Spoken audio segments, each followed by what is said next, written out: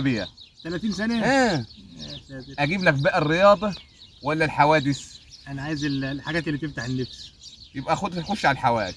حوادث؟ أعوذ بالله من الشيطان الرجيم. يا ساتر. أشي حاجة. اعوذ بالله. خير يا رب. شاب يقتل صديقه من اجل 200 جنيه. لا اله الا الله. اعوذ بالله من الشيطان الرجيم. عشان 200 جنيه يقتل صاحبه. اسود. لا ده انا لازم اشوف الحاجات دي. اجي على الجواب انا بالتليفون اللي انت جبت له، انا ده توجع قلب نبيل لاش بس يعني احنا قاعدين مساكتين. شاب اخر يقتل صاحبه من اجل 30 جنيه. 30 جنيه والله 30 يعني جنيه. كان 200 وده بقى 30 يعني 230 جنيه. ده المصري اليوم. كمان المصري اليوم؟ مفيش المصري بكره. بنت بتقتل صديقتها من اجل 40 جنيه. ما بتغير. اغير كيف؟ اغير كيف؟ غير الموضوع ده، هات لي حاجات زي الناس. ده حجاج بيتصل عليا ليه نص ساعه وقال لي عندي 200 جنيه وقال انا جاي لك وانا معيش فلوس. عايز حاجه يا حاج وهبي.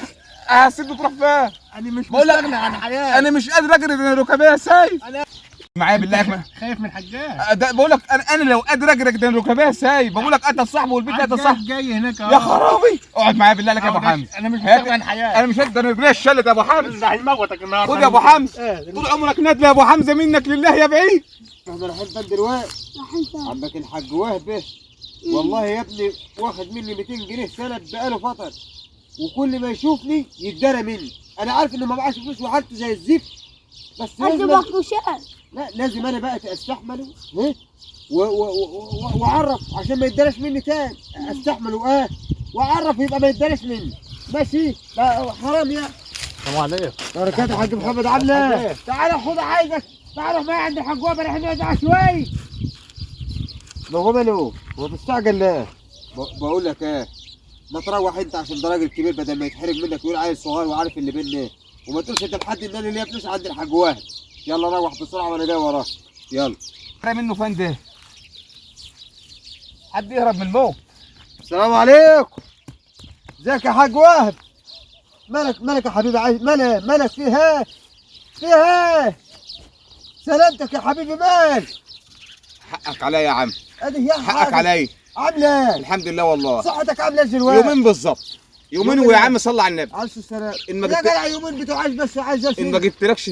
مالها اليومين؟ ان ما جبتلكش الفلوس. ايه؟ ان ما جبت له هم اعمل اللي انت عايز.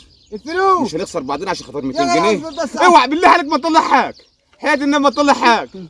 حياة ابوك يا جدع عوز ما تطلعش حاجه. طب مش عارف انا اطلع لك صدقني هتندم طول عمرك. طب وعينك انا هموت وانت هتخش السجن ويعدموك. انا خايف عليك. خايف على مش عشان خاطر 200 جنيه فلوس بتعوض.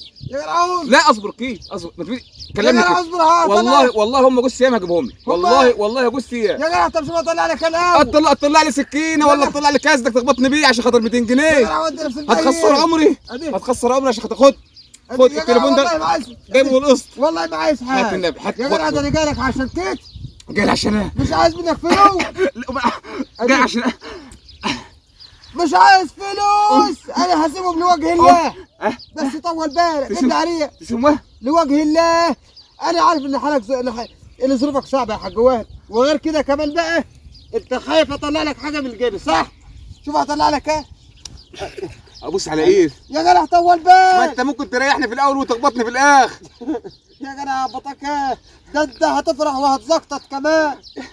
يا جدع ما تخاف. انا هطلع لك ايه؟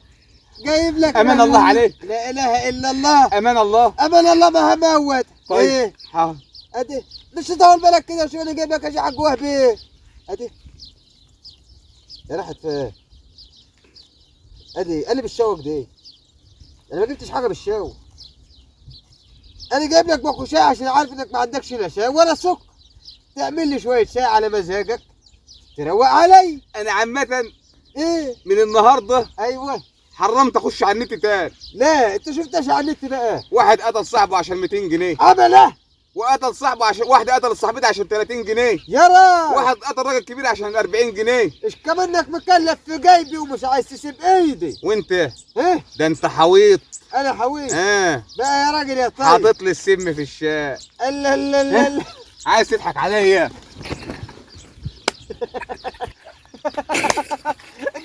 الناس اتجلت ولا ايه؟